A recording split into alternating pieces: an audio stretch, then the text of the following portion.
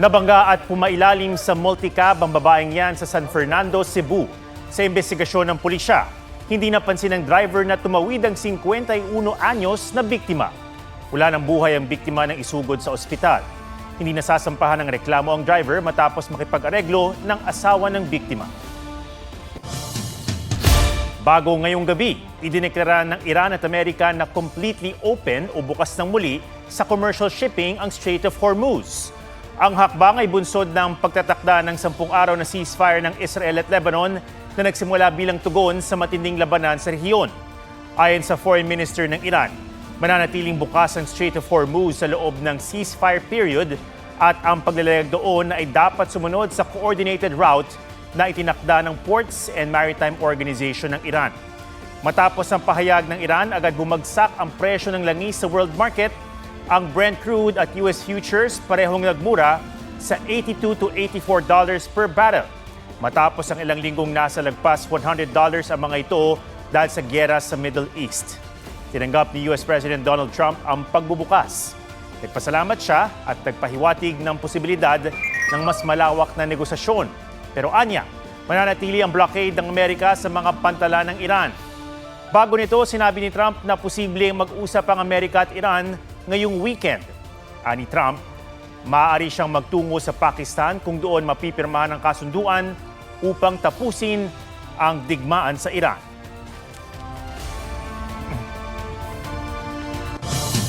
Simula ngayong araw, may kaltas uli ngayon na 3 piso kada kilo sa presyo ng LPG. Katumbas yan ng 33 pisong rollback sa presyo ng 11 kilogram na tangke ng LPG.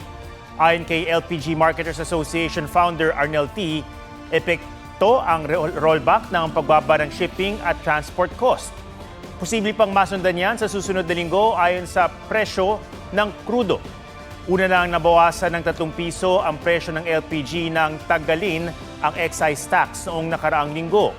Ngayong araw, inilabas naman ang executive order ng Pangulo para sa 3 buwang suspensyon ng excise tax sa LPG at kerosene.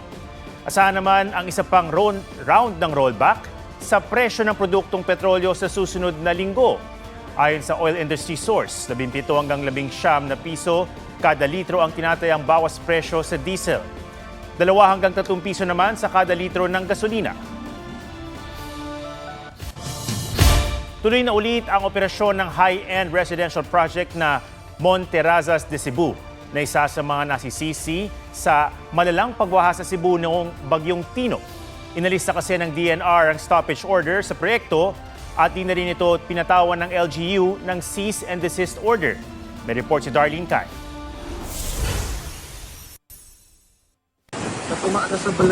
Sa pagtama ng Bagyong Tino noong Nobyembre 2025, pinalubog nito ang iba't ibang lugar sa Cebu.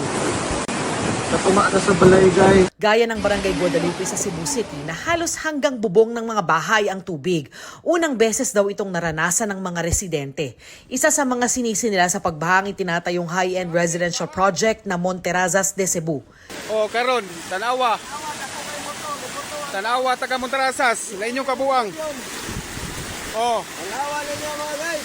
awa inyong gikupa, awa. 2024 sinimulang itayo sa maburol na bahagi ng lungsod ng residential project. This whole structure is now spread out. Sustainable at eco-friendly raw ito ayon sa celebrity at lead engineer ng proyekto na si Slater Young. Matapos ang matinding baha sa Cebu, siniyasat ito ng DENR. Lumabas na may tree cutting permit nga ang developer pero dumami pa rin daw ang nawalang puno sa lugar. Bukod sa Presidential Decree 1586 o ang Philippine Environmental Impact Statement System, may mga paglabag din daw ang proyekto sa Forestry Code. Hindi rin daw nakakuha ng discharge permit alinsunod sa Philippine Clean Water Act of 2004. Noong Nobyembre, pinahinto ng DENR Environmental Management Bureau o EMB Region 7 ang proyekto. Dati nang pinabulaanan ng developer na nagputol sila ng mahigit 700 puno. Nitong April 6, inalis ng DENR EMB Region 7 ang stoppage order sa Monterrazas dahil nakapagbayad na ito ng 400,000 pesos na fine at nakatupad na raw sa mga regulatory requirement. Pero inatasan ito ang Monterrazas na magsumite ng weekly progress reports at magsagawa ng regular information campaign.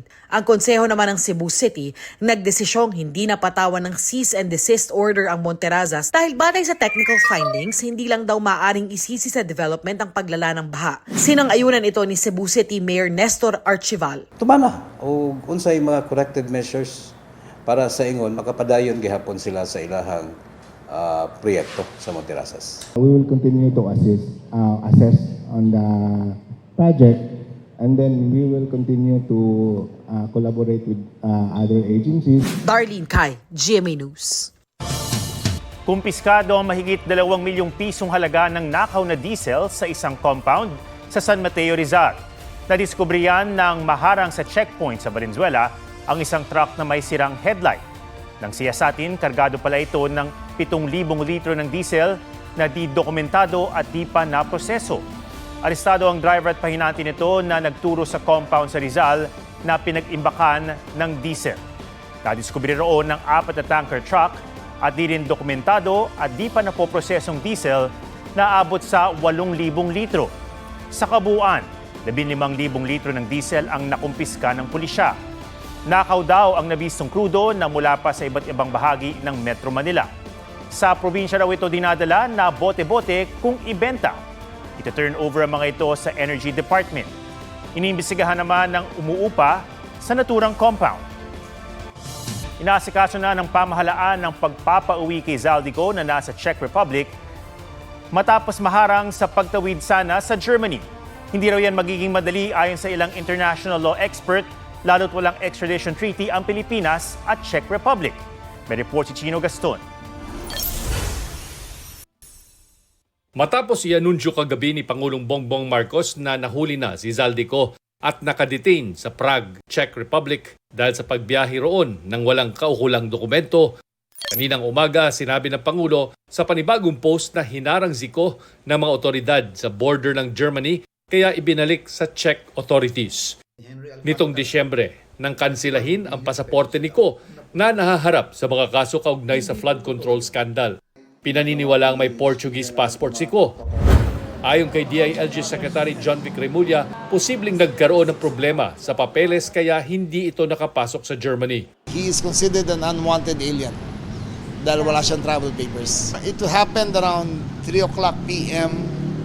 Manila time. Ang suspected namin na Portuguese passport, hindi niya dala. ID lang ang dala niya. Ayon sa isang reliable source, lulan si Ko at ang pamilya niya ng isang sasakyang may French na plaka at French na tsuper. Hindi sinabi kung sino sa pamilya ni Ko ang kasama.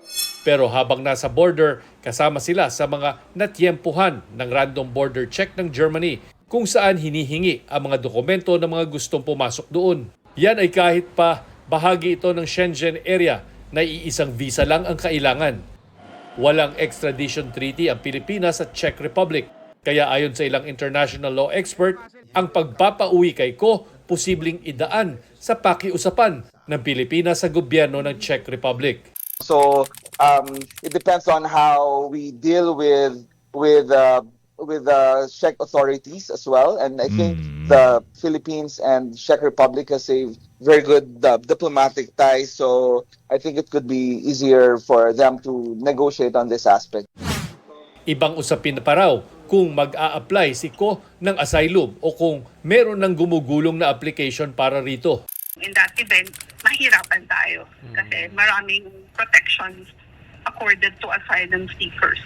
It's a matter of proving that this is not a case of persecution as against him, but a matter of prosecution. Sabi ng Malacanang, patuloy ang high-level meeting para ayusin ang pag-uwi ni Ko. Coordinate po tayo sa Czech Republic, as Czech government, para lahat po ng mga legal na proseso ay masunod at ang pag-arrange ng kanyang pagbalik dito sa Pilipinas ay maisagawa na sa pinakamabilis na panahon. Ang abogado naman ni Ko, wala pa raw natatanggap na kumpirmasyon tungkol sa umano'y pagkakadetain ng kanyang kliyente. Ayon kay Remulla, dadalhin si Ko sa Camp Crame para sa medical examination at booking procedure gaya ng pagkuha ng mugshot at fingerprint. We will determine kung siya ay of a sound physical health para mag-stand ng trial. Saka dadalhin si Ko sa Sandigan Bayan para sa tinatawag na return of warrant. Nahaharap siya sa kasong graft at malversation kaugnay sa mahigit 280 milyon pesos na maanumalya umanong dike project sa Nauhan Oriental, Mindoro. Ang Sandigang Bayan ang magpapasya kung saan siya ikukulong. Ang Senate Blue Ribbon Committee na nag-iimbestiga sa isyong flood control projects nais daw imbitahan si Ko sa pagdinig. Mas maganda sa tingin ko na magkasabay na sa pagdinig yung mga ex-soldiers na sinasabing nag-deliver ng malay-maleta na 805 billion sa kasisaldi ko. And kung posible, pati si Orly Gotesa para magkaalaman na kung ano talaga yung totoo. Tingin naman ni House Public Accounts Chairperson Terry Ridon, hindi na kailangan buhayin ang sinuspindi ng pagdinig sa Kamara tungkol sa maanumalyang flood control projects. We would opt that the Ombudsman continue the work of the ICI. Kasi nga, even if we resume, kumbaga, halimbawa, kahit sabihin halimbawa natin na, hindi, walang takipan dito. Even if we do the rhetoric na we will be fair and that we will be objective, lagi hong may magsasabi na, hindi yan totoo. Dahil magkakasama kayo dyan. Hindi ba? Chino Gaston, GMA News. Nasimot sa isang iglap ang libu-libong pisong pera ng isang senior citizen sa Negros Occidental dahil sa isang lalaking nagpa-cash in daw sa kanya. Sa Pangasinan, literal na naakyat bahay ang isang tindahan ng gulong. May spot report si John Consulta. Inakyat ng lalaking yan ang bubong ng isang tindahan ng gulong sa Kalasyaw, Pangasinan para looban. Nang mapasok, nag-sign of the cross pa muna ang suspect bago tangayin ang isang bag na naglalaman ng 11,000 piso. Tingin na may-ari ng shop, planado ang panluloob. Alam daw kasi ng suspect ang mga tutuntungan at bababaan sa loob ng tindahan. Tinutukoy pa ang pagkakakilanlan ng suspect. Nagpanggap naman na magpapakash in ang lalaking yan sa isang tindahan sa Negros Occidental. Pero walang kamalay-malay ang senior citizen na biktima na nasimot na ang laman ng kanyang e-wallet. Ayon sa anak ng biktima, na-link ng lalaki ang e-wallet account sa isang online shopping platform. Nasa mahigit 50,000 piso ang halaga ng nakuha sa biktima. Nag-iimbestiga na ang pulisya at inaalam pa ang salarin. Sa Ibahay, Aklan, mahigit 1 milyong pisong halaga naman ng alahas ang tinangay mula sa isang bahay. Ayon sa pulisya, nadiskubre ng caretaker na wala na ang jewelry box ng amo. Pinaniniwala ang suspect ang lalaking nahulikam na nakabackpack sa labas ng bahay. Hindi rin inaalis ang posibilidad na inside job ang insidente. John Consulta, GMA News. Inireklamo ng grupong kontradaya sa COMELEC sina Pangulong Bongbong Marcos at Vice President Sara Duterte kaugnay sa tinanggap nilang campaign donation noong eleksyon 2022. Ayon sa grupo, tumanggap sina Marcos at Duterte ng donasyon mula sa ilang government contractor na ipinagbabawal sa Omnibus Election Code. Kasama rin sa asunto ang dalawang negosyante na nagbigay ng kontribusyon sa kampanya. Sinusubukan pa namin makunan ang reaksyon ng Pangulo, Vice Presidente at dalawang contractor na kinasuhan, gayon din ang COMELEC. Naiuwi na sa Dagupan City ang OFW na pumanaw sa Kuwait at iagad na iuwi dahil sa giyera sa Middle East. March 2 pa binawian ng buhay ang 41 anyos na si Dorothy Veloria dahil sa atake sa puso. Pero naantala ng 45 araw ang pagpapauwi sa kanyang labi nang magsara ang airspace sa Middle East sa pagsiklab ng giyera ng Iran at Alyansang Amerika-Israel. Isinabay ang pag-repatriate sa labi ni Veloria at mga Pilipinong nirepatriate mula sa Middle East sa gitna ng giyera roon. Nagpaabot na ng tulong ang gobyerno sa mga naulila niya. Real-life Thai couple na sina Urasaya Yaya Sperband at Nadej Kugimiya kasal na. Ginanap ang makulay at tradisyonal na seremonya sa hometown ni Kugimiya. 2011, naging magkasintahan ang dalawa. Napanood sila sa mga Thai series na ipinalabas sa GMA Network tulad ng The Switch, The Crown Princess at The Rising Sun 2. American singer Meghan Trainor kinansela ang kanyang Get It Girl Tour this June. Sa IG story, aminado si Meghan na nahihirapan balansehin ang bagong album, paghahanda sa tour at pag-aalaga sa kanyang baby girl. Kailangan niya umanong mag-focus sa pamilya sa ngayon. Humingi siya ng paumanhin sa fans at promise niya she'll be back soon. Importante makuha natin yung guest list. Jillian Ward, aminadong mas nagiging close sa kanyang mga co-stars sa Never Say Die. Patunay dyan ang mga candid moments sa eksena, kung saan totoo ang kanyang reaksyon ni Jill. Ang tulakan nila ni David sa swimming pool. Oo, totoo po. Nagulat ako kasi ang ina-expect ko actually, sabi ko sa kanya, uy, dayain na lang natin. Ginawa niya po talaga.